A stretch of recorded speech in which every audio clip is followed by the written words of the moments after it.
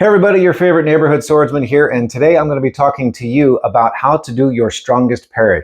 One of the subscribers on my Patreon channel asked me the question if I could break down the how and why of what it is that I do. And my students have heard me talk about this in the past, where two different parts of the sword move in two different directions at the same time. And today I'm going to talk to you about how I do that. But before you go any further, Rob, where can I find more information on sword fighting? So if you were to imagine for just a moment that there was a square directly in front of my body, my guard on my sword is going to travel on these pathways on the outside whenever I am moving up and down and left to right. Now that X, if you were to imagine it, is actually overlaying on top of that square.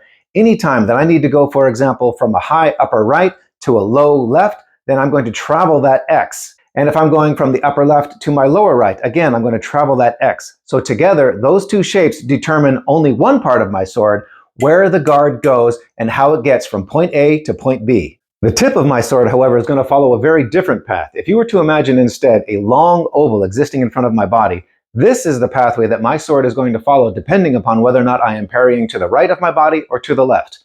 For example, if I am a low guard fighter, the tip of my sword, if I was going to be parrying from low up to high, is going to follow the outside line of that oval such that I am creating a gathering motion with my sword to scoop up my opponent's weapon and push them to the outside. Similarly, if you're a high guard fencer and you were going from high to low, you don't just simply want to drop your tip down. That's going to create openings in your defense. So instead, you're going to follow that oval, the outside line, on your way from high to low. By putting those two different pathways together, you have essentially two different parts of your sword moving in two different directions at the same time.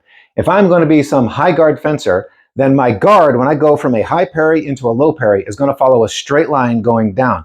But it's not enough for me to just simply drop the sword in a straight line along with it. Instead, the tip of my sword is going to travel the outside line of that oval, while the guard of my sword travels a straight line along the square, just like so. Similarly so, if I'm going to go, for example, from my low guard in 7 up into a high left side parry, which case then my guard is going to travel the X inside of that box, and then the tip is going to travel the outside right side of that oval. And similarly so, back to my low guard.